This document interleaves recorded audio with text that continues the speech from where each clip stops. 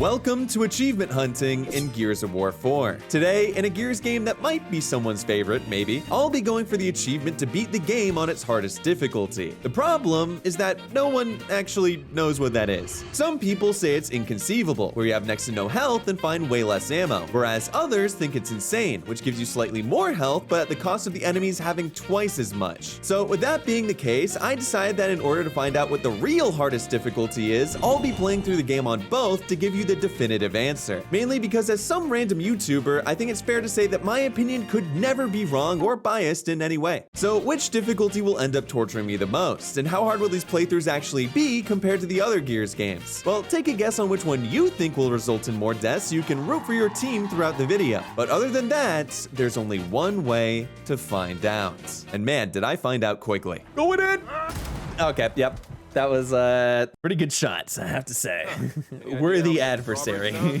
The game starts off in the prologue, where you play as random cannon fodder as you take part in 3 major events in Gears history. One of them has you assault a base in the human-on-human pendulum wars, another happens on the day the Locusts were wiped out, and the final one occurs during the most important event of them all, the Gears E-Day Open Beta. Hey, you're just mad because I'll be able to do something with my guitar in hands that you'll never be able to achieve in your entire life. So yeah, you're gay. In all 3 of these sections, I'd have to fight my way through every encounter while at all times being one paper cut away from death. But the question is, which difficulty started off the worst? Well, on Inconceivable, this happened. Wow, that is really fast. Okay, good start. And on Insane, this happens. Are these people? This is Pendulum. All right. That is pretty fast. That is not great. And as a result, I got 0 data from this spot. It turned out that both difficulties were pretty hard, something that I may purposefully have neglected to take into account at the start of all this. Although a counter argument to that is that I'm just really bad, which honestly, I have no evidence to refute at this time. But whether it was a skill issue or not, I can definitely say there were a good amount of sections here that did not help my confidence. Oh, dude, they just gonna like full push up because that would suck. Okay. Where are they at? Okay.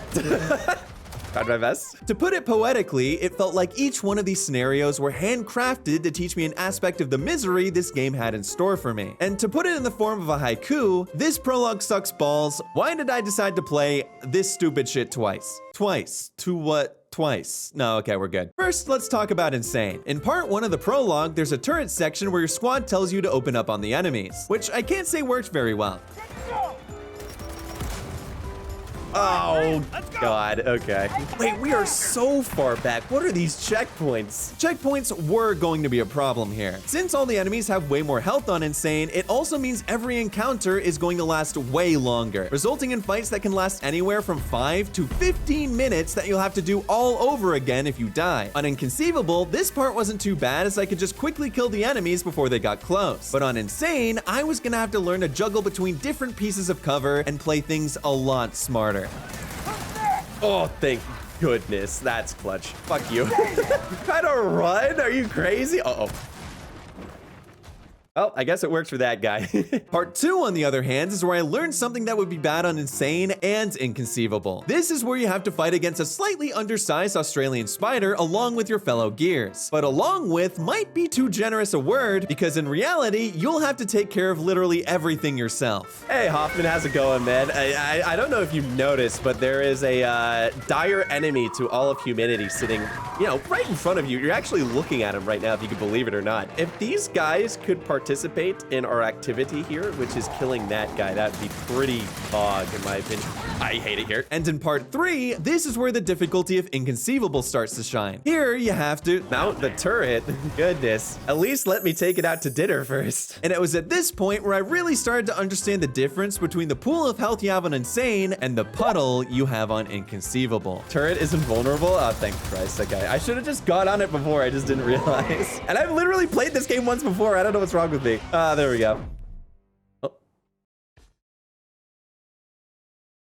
All right, I guess I'm fucking dead. All in all, after the turrets, the other turrets, and all the bad drivers, Sir, I don't think you can park there. I managed to get through the prologue with 15 deaths on Insane and 10 deaths on Inconceivable. A slight lead for Team Insane so far. It seemed as though at the start, I was slightly better at the intense short encounters where I couldn't make any mistakes, rather than the longer tactical battles that required a lot more focus. And gee, I can't imagine why that might be the case. But this was just the start, since there were still 4 more acts in the game with a variety of different types of encounters to go. And even though the prologue technically spanned years, the real playthrough started in Act 1, where Team Inconceivable got a bit of a freebie.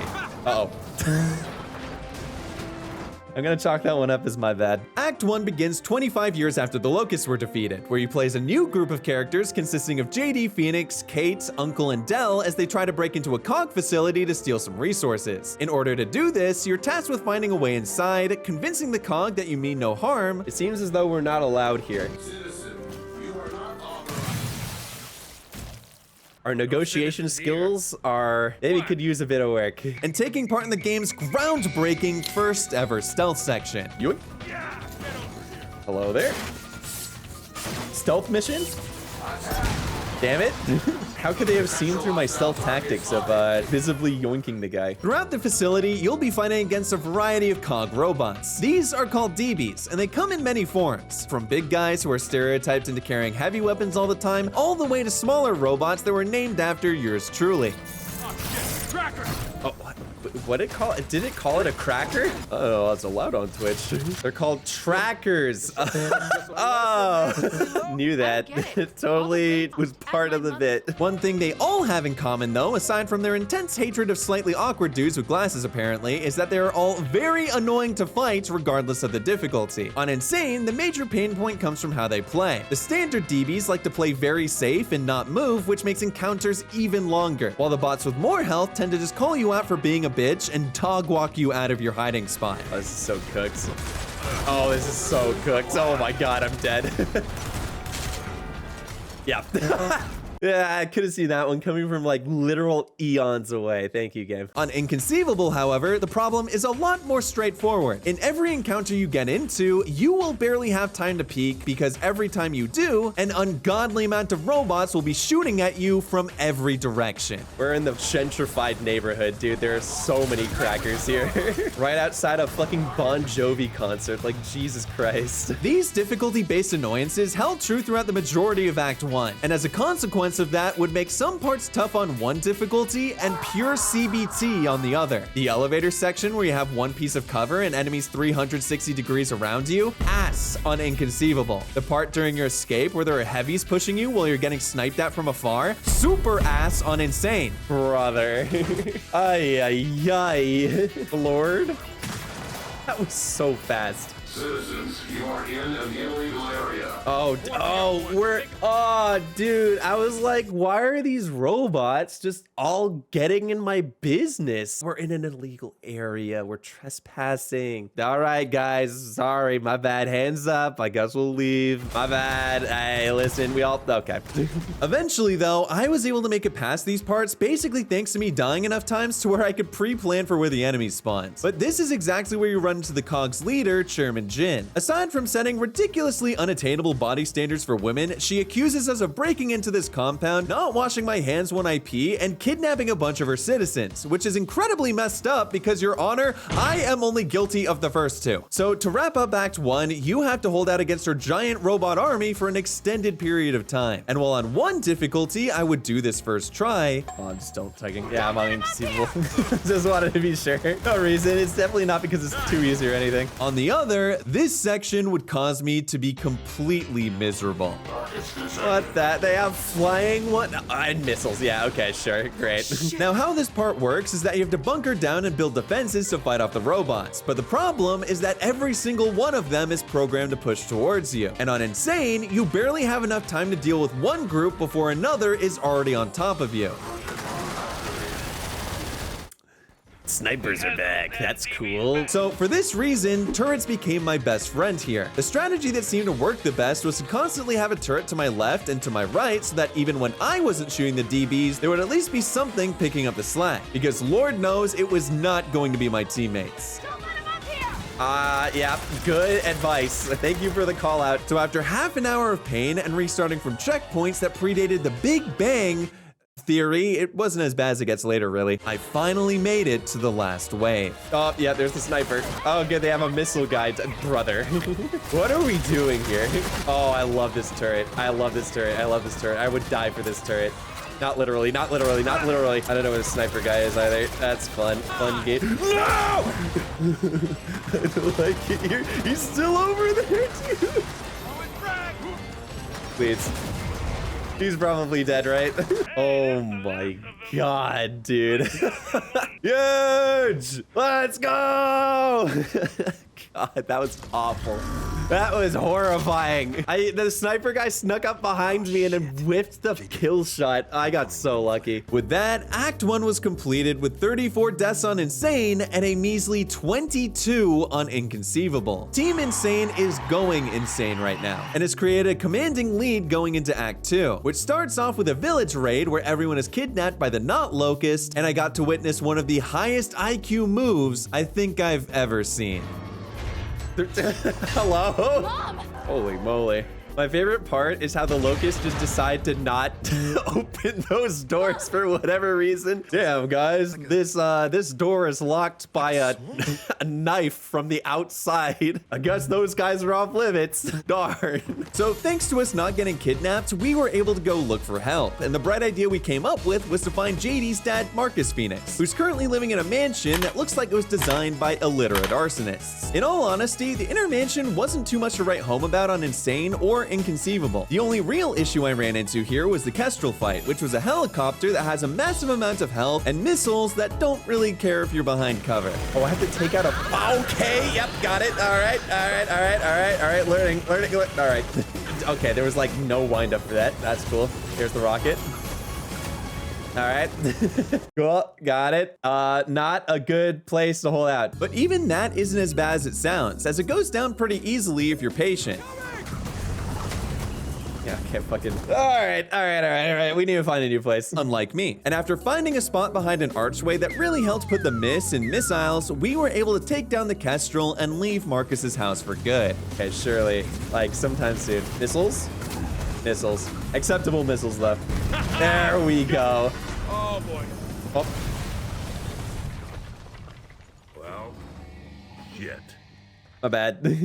So with that out of the way, it was time to make our way outside to Marcus's garage. And unfortunately for me, it was going to be a lot more eventful than the last part. It basically had all the elements that made Act 1 such a pain to deal with, like more enemies per encounter, big guys who, like Ninja, wanted to see more movement, and a fun new section I like to simply call my guaranteed 5 wind flare deaths for the day. All right. Like, what the fuck do I do? There were honestly a bunch of sections here that gave me a few deaths in a variety of different ways. You had the instant deaths off of spawn, getting slowly boxed into unwinnable scenarios. There was even a point where I thought Marcus himself was gonna kill me after I accidentally turned all the tomatoes in his greenhouse into DIY ketchup. Oh. Alone, I worked on this fucking house alone. You know what it's like being a fucking hermit, fixing a house? Sorry. Fucking tomatoes. They fucked my tomatoes up, god damn it. Those are Doms, for Christ's sakes. I grew those from Dom seeds. I didn't know. I'm really sorry. Fuck! Those are Dom's goddamn seeds, for Christ's sakes. I'm never gonna have a fucking good sauce again. I didn't mean... I can't make Dom sauce. Fuck you guys. It's bullshit. Damon Baird, you're a cock. I don't know what to say, dude. But considering that surrendering wasn't really an option for the robots here, I can completely understand why they were fighting so hard. Hello. No! You fucking asshole. What a grouchy old man. Slowly but surely, however, I was able to keep making progress. The death count kept going up for sure, but at least I was starting to get used to how each of the enemies behaved, and surprisingly, on Insane, I was able to complete Act 2 with under half the deaths I had in the first one. On Inconceivable, it was pretty much the same story, and after quickly getting through the courtyards, I was able to get 3 sections away from victory while still being under 30 deaths for the entire playthrough. It was just about time to wrap things up on this difficulty as well, and I can say for sure that things weren't looking too good for Team Inconceivable. Wait, what the hell happened? I don't get it. Well, I'll tell you what happens. Even though most of the games so far had been slightly easier on Inconceivable, there are some parts where I could just not conceive how unfair they were. Hence the name, I guess. In Act 2, you have 2 of these basically back to back. The first of them is another Kestrel fight, but the difference from the first time is that this one made sure to come equipped with Hiddles, because damn, this guy did not miss. God damn it. There's just nothing I can do about that. If I peeked at the wrong time, even if I was miles away from him and the only safe spot in the entire area, the path his missile would take would end up landing a few feet away from me, which wasn't a problem on Insane since I could just tank the AoE damage, but turns into a very big one on the difficulty where I have glass bones and paper skin. Also, we have been fighting this helicopter in this attempt for like 5 minutes now. Why is it not dead? We are in Inconceivable. It's supposed to have less health. What the fuck? Oh, wait. I spaced out again. Maybe you have to chainsaw. Good idea. Come here. Almost got him.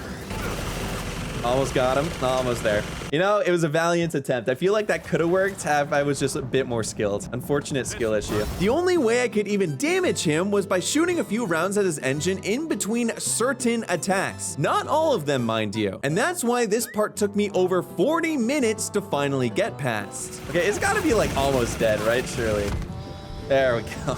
I'm not gonna lie, at the very first frame, I thought I died again somehow. Jesus Christ. But the relief that washed over me when this guy fell out of the sky felt like what a colorblind guy might feel after successfully defusing a bomb. And with that, I was finally able to move on to the final encounter in the act, where I died 3 times as much as before.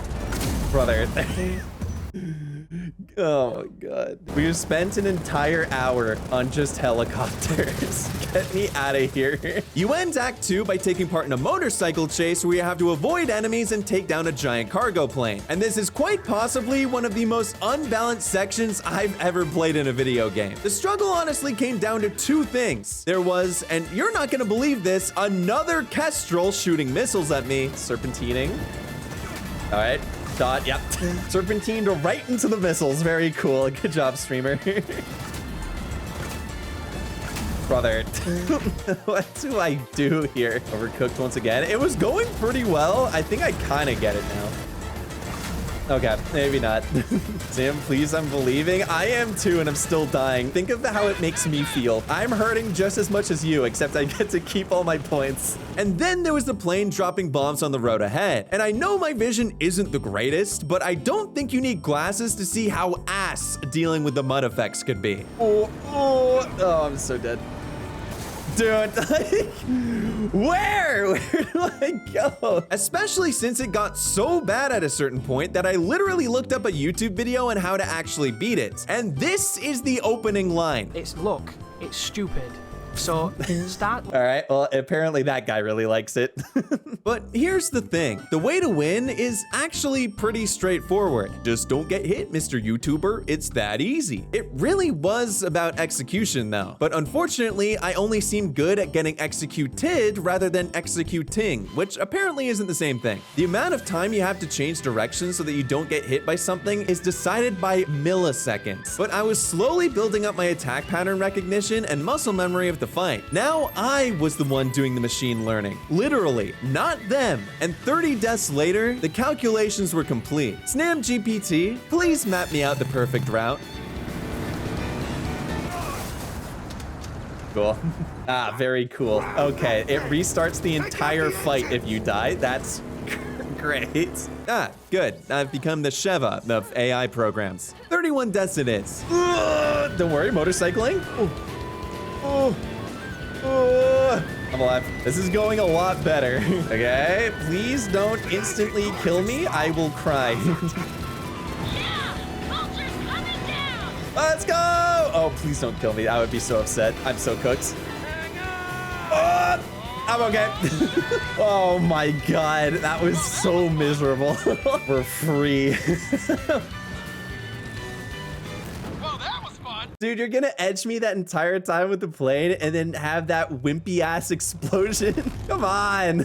So with Act 2 out of the way, Team Inconceivable has made an inconceivable comeback. One that can make Tom Brady himself shed a tear, and Falcons fans for a completely different reason. This meant we were now on to Act 3, where we arrive at a conch settlement that has mysteriously gone missing, with our only hint being all the tentacles everywhere. There's a lot of stuff here. It's crazy that we had to play through like 2 acts of plot before we got to the actual hentai part of this game, by the way. And the nice thing here is that this is the point in the game where you literally never have to fight another robot. From now on, the only thing we'll need to fight until the very end of the game is the copyright distinct locust. It was like Christmas had come early. Not for the civilians though, they probably won't be celebrating on account of the whole dying thing. But I was so happy to not have to deal with the scuffed version of Skynet anymore, which I'll be honest is incredibly funny looking back on it now, because in reality, the Swarm were somehow significantly worse. Okay.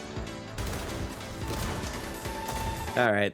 Good jump scare, I guess. Yeah, it turns out that after praying to every god under the sun to stop running into DBs, the only god that heard me was Loki. You know, the one that's known for trickery and generally being an asshole. Whereas the robots normally played pretty safe, the Swarm were the embodiments of chaos. They would run directly at you with no regard for their own life, which worked annoyingly well, by the way. The smaller ones would do fucking backflips when they died. Backflip. Oh. And all their aggression would always be directed towards me instead of literally anyone else. I would... Wow, that was one burst.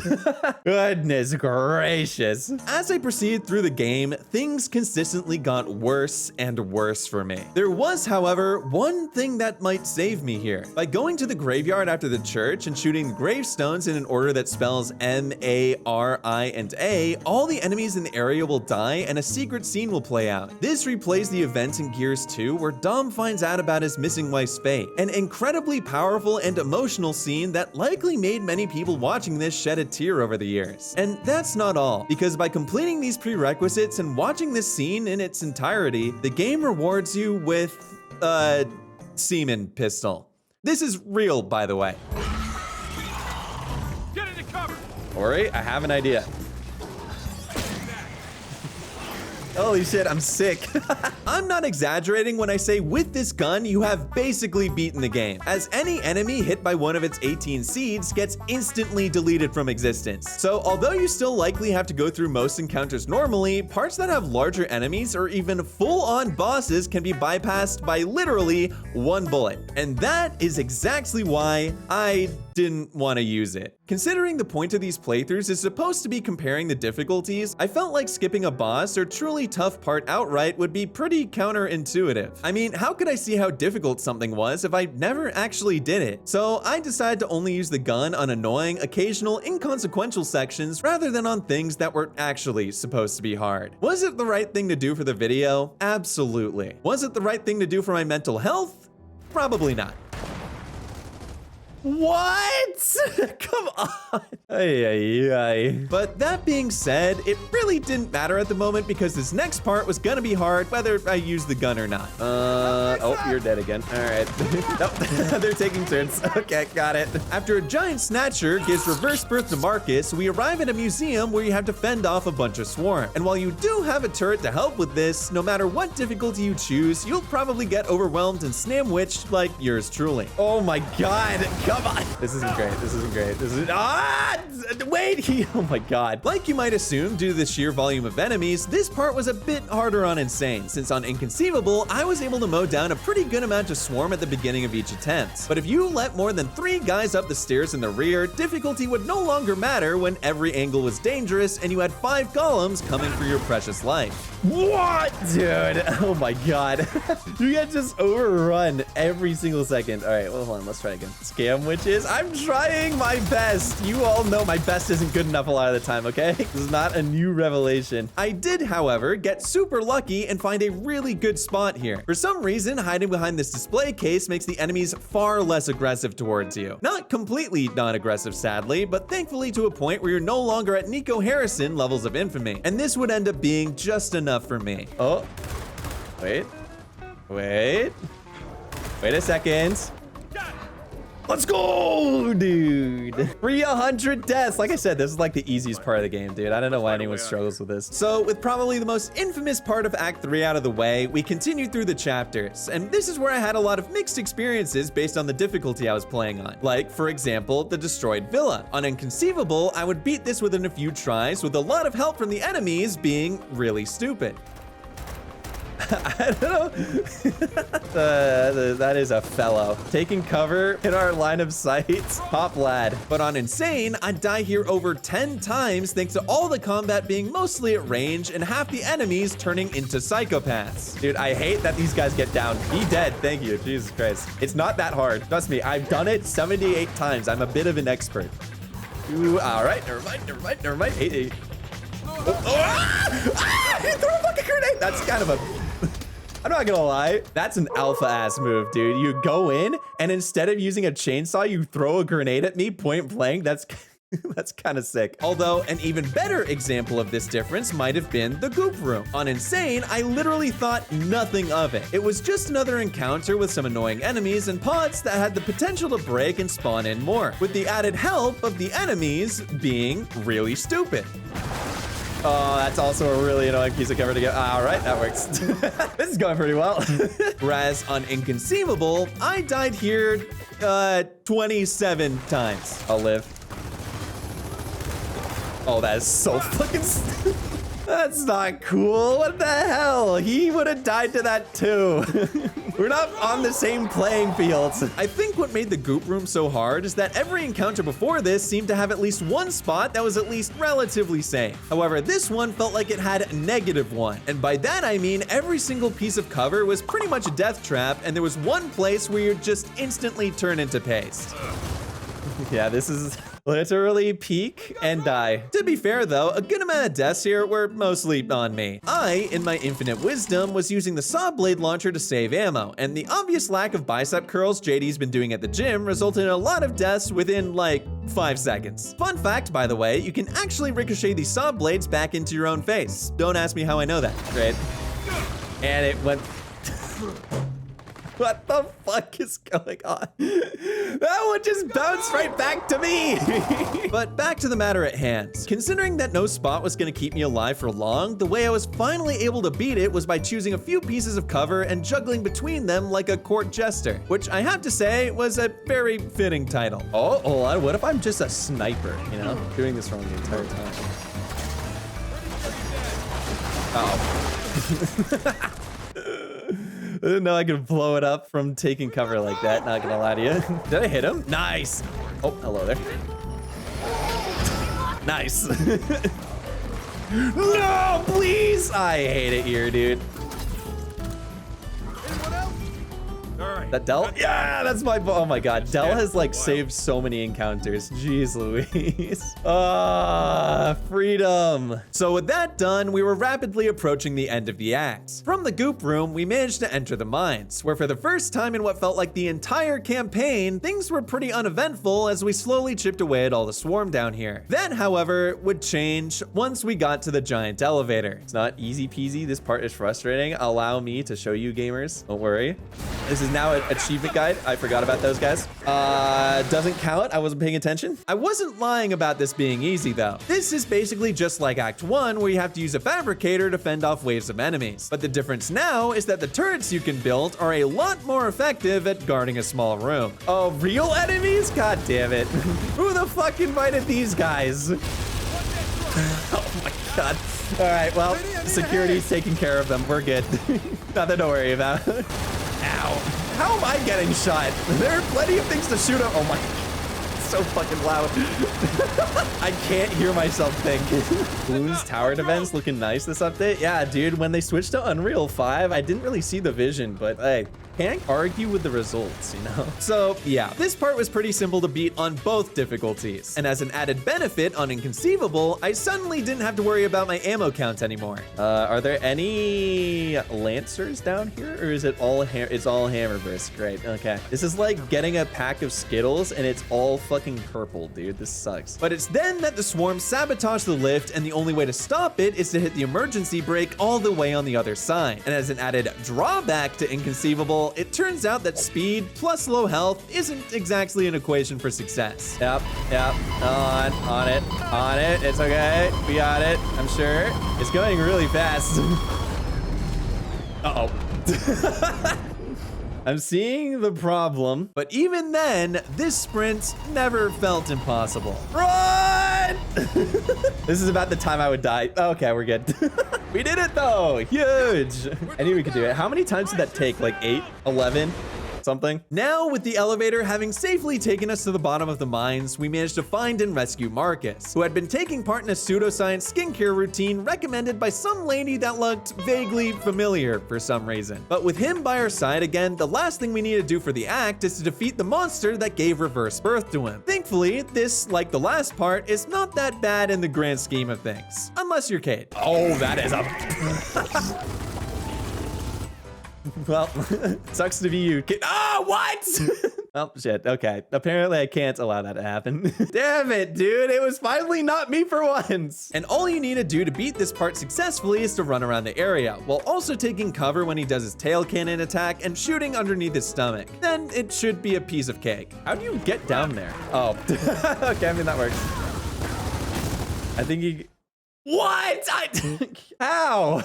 Unless you're Kate. So Team Inconceivable once again comes out of another act with the lead. And now we're off to another burial site where we can hopefully find Kate's mom, who was kidnapped during the village raid. What is going on now? Another windstorm. Dude, there's always bad weather in this game. How do we survive? There's like literally a wind flare every 2 seconds. Nearest service tower. Oh, fucking great. AT&T is our savior. We're so screwed.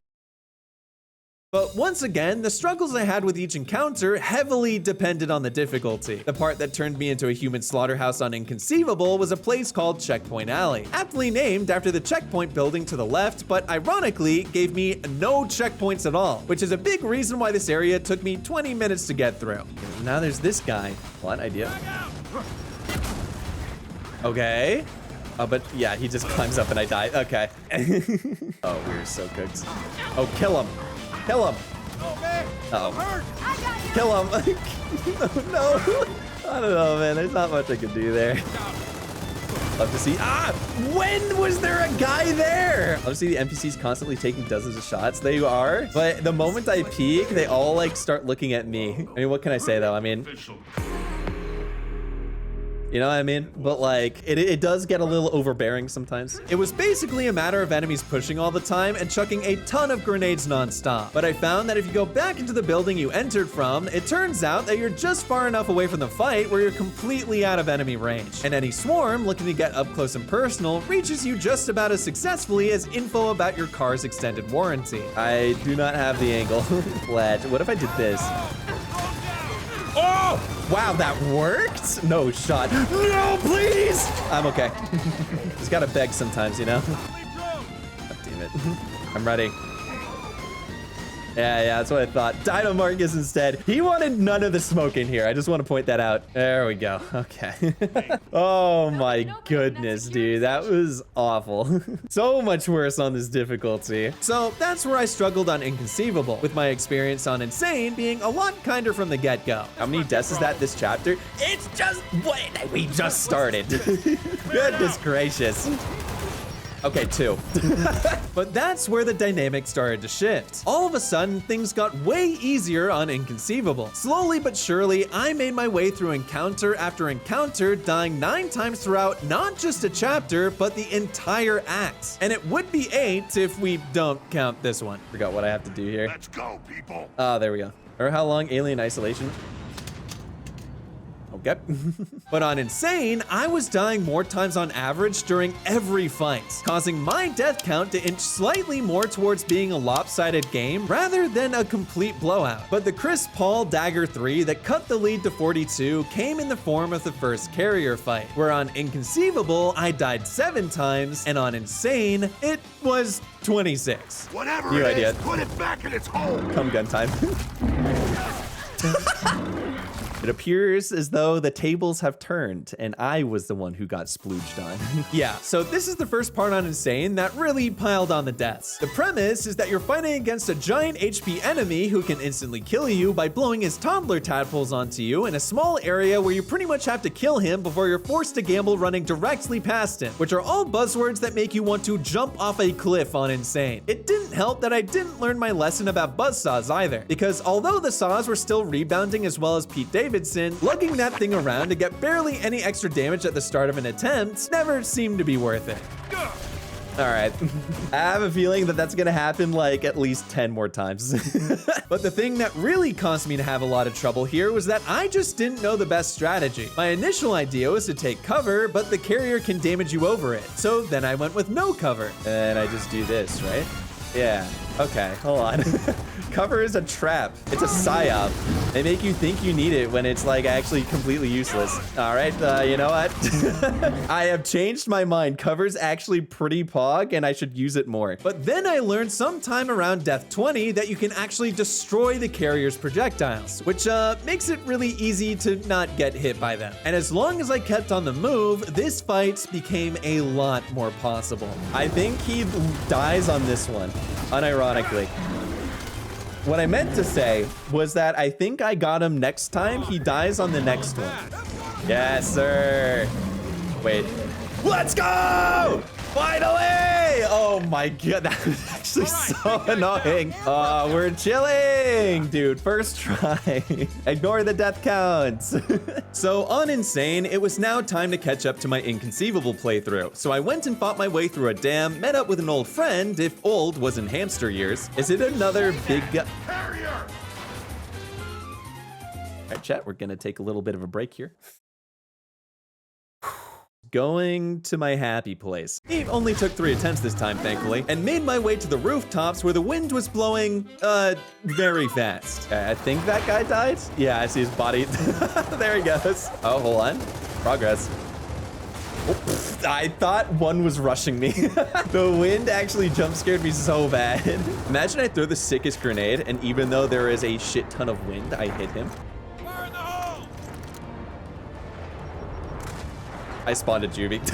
Okay, well, I did like the literal opposite. I gave life to a locust with that grenade. Fuck me. So one wind flare massacre later, I was at 162 deaths for Insane and 189 for Inconceivable, which I'd like to clarify should be 2 less now. Am I dead? Hello there, sir. I'm going to need you to put down your arms. I am a arbiter of peace. Oh, hey, stop it. You're not supposed to do that. I'm negotiating. Still don't know where I am. The thing is, the final part of Act 4 is possibly one of, if not the hardest part in the game. It's a big boss fight where a massive amount of swarms spawn in the middle of everything, which, as we know already, is not very Insane friendly. So, quick spoiler alert, after this boss fight, the death difference would actually decrease further to 13, with Insane coming out on top. Because on Insane, in this boss fight, I died a grand total of 96 times. Dude, it took a right angle turn and then killed me. As someone that has played every Gears game other than 5 on its highest difficulty, I can say without a doubt that I never died as much nor felt as helpless on anything as I did fighting the Swarm Act. What you have to do is activate and destroy a bunch of Transformers like you're doing your best Megatron impression, and doing so breaks the crystals covering the boss, revealing the only spots on his body where it can take damage. This is the worst pimple popping video I've ever seen. The issue, however, is that this is a very long process. You have to go up to a transformer, clear the enemies around it, pull the lever to reveal the interior, clear the enemies again, shoot the transformer so that it explodes, get to a position where you can shoot the weak points, and die from something stupid, so you have to do it all over again. Marcus, please.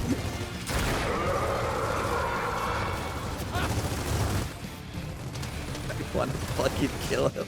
Is there friendly fire in this game? And if so, how do I turn it on? You have to go through this chain of events 4 times, where each one subsequently gets harder as more and more powerful enemies spawn in after each transformer is broken. So my brilliant idea was to just rush each of the transformers after I cleared a majority of the swarm so I could have all the Swarmac weak points revealed at once. Then I'd just clear the final wave of minions, take my time safely chipping away at the boss until the zits turned to zilch, and the fight would be done easy peasy. Literally perfect. All right, literally perfect. All right. So, 2 problems with that. One is that destroying a transformer gives you a checkpoint. So by destroying all 4 immediately, I ended up having no checkpoints for the whole rest of the fight. And the other is that I was completely misinformed about how the enemies worked. There was no final wave. The enemies here keep spawning until the fight is over, meaning that on Insane, but also Inconceivable, I was about to go through the worst 2 hours of my life. Right, okay. 2 guys? Oh, and they're all pushing me. Right, very fun gameplay. Yep.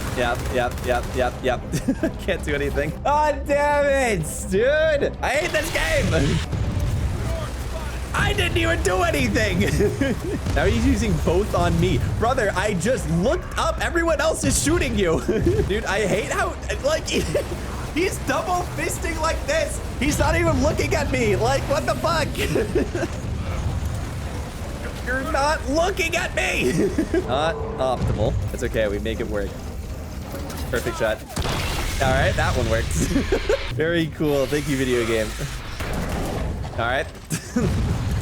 Thank you, video game. This was getting bad. I couldn't even get halfway through the boss fight without just randomly getting killed instantly and getting sent right back to where I started. I think I had accidentally created something that was legitimately unbeatable, because no matter what I did, the position I put myself in made it impossible to do what the game asked of me. But that being said, what if I wasn't in that position anymore? After almost 80 deaths to this one singular part, I decided to quit being stubborn and restart the chapter. This time fighting my way back to the boss to now break a transformer, make progress on the zits, and then get a checkpoint to save my progress. So now, with a fresh start, I coated my ammo in CeraVe and got to work.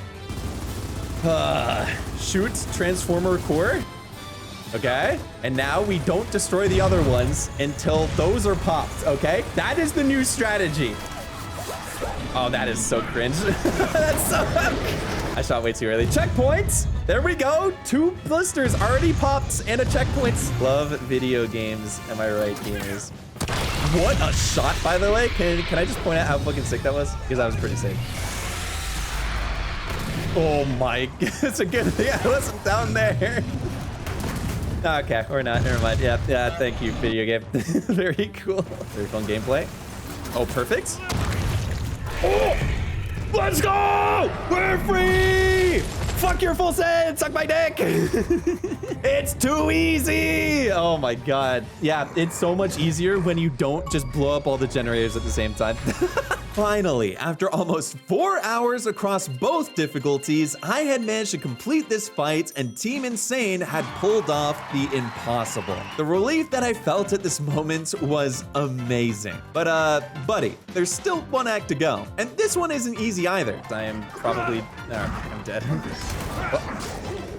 Okay, this is not the place to hold out either. We're learning. For the final act in the game, your objective is to make your way to a radio tower to contact some help. But on the way there are a few roadblocks, such as the road leading up to the market, where I died another 10 times on Insane, thanks to me using most of my mental energy on the last part. I mean, maybe I do, like... I'll put up a sign. No loitering, you fucks. I am so dying to that, by the way. I just want to point it out. That thing is most definitely gonna kill me. Your screen is gonna have the red cog logo burned into it by the time you finish. Thanks for the support. But the real test of the act's first half was the section where you have to push towards the radio tower. The turret emplacement here will mow you down if you remain out in the open for too long, and even when you do make it there, there's still an entire colony of enemies you have to take out. I'm fucking dead. How am I alive? I'm okay. Just like I said, all part of the plan. So this was a giant pain to clear, and it's also the spot where I found out why we call our teammate Del instead of Del Aware. Is that Del? I promise you that there's still more enemies up there and Del is firing and the enemies are just not shooting at him. Tell me I was wrong, dude. He's just nonchalantly shooting on the turret. And I have to be the one to worry about enemies. Fuck you. But once you take control of the area, things get significantly easier from this point onward. Guarding the radio tower once again turns into another fabricator section. And along with the turrets doing work as per usual, 10 kills? Oh my god. Brother can almost summon a chopper gunner. Goodness gracious. you yourself can do work on the now empty turret emplacement. We've got carriers! I know. Carriers? Oh. At least now I can like kite them, and this area is like really big, so it shouldn't theoretically be as hard as it was like the first time. I couldn't even jinx myself, it was so easy. Finishing off any remaining enemies now takes us to the final section of the game. The person we called on the radio tower happens to be Balt, Baird, and he hooks us up with some Pacific Rim style mechs to pound our way to the final boss fight. The path to the hive itself turned out to be a cakewalk. Woof. And at the end of our machine rampage, we reached the location of the Swarm's secret weapon, which meant that in order to beat Gears 4 twice, there was only one thing standing in our way. Look, Glaucoma, we're trying to beat the game on the hardest difficulty. And I'm dead. Okay. Good first attempt. Can you not dodge? Am I crazy? That's why when staple it. Get the industrial grade stapler. Brother, what size paper requires that? Paper clips just ain't cutting it anymore. Okay, new question then. What did we use the giant paper clips for before? Pick up the, what? Brothers over there. Tail's gone. Why? I just got an idea. Hell yeah, dude. This rules. Holy shit. The fact that the blades still work amazes me. Yeah, you know. What am I doing? Oh. Okay, not that, ideally. Get his ass, dude!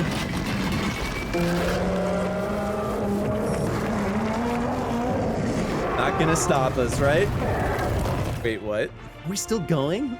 We have to go deeper into the hive? And so, with the Leviathan down, we go to rescue Kate's mom, only to find out that she's too far gone. But after saying our goodbyes, That was a weak-ass kiss. Commit! It's the last time you're gonna see your mom. That side kiss? Come on now. Their mom's not. That's what I'm saying. Just give her a kiss on the cheek. Tongues? Okay.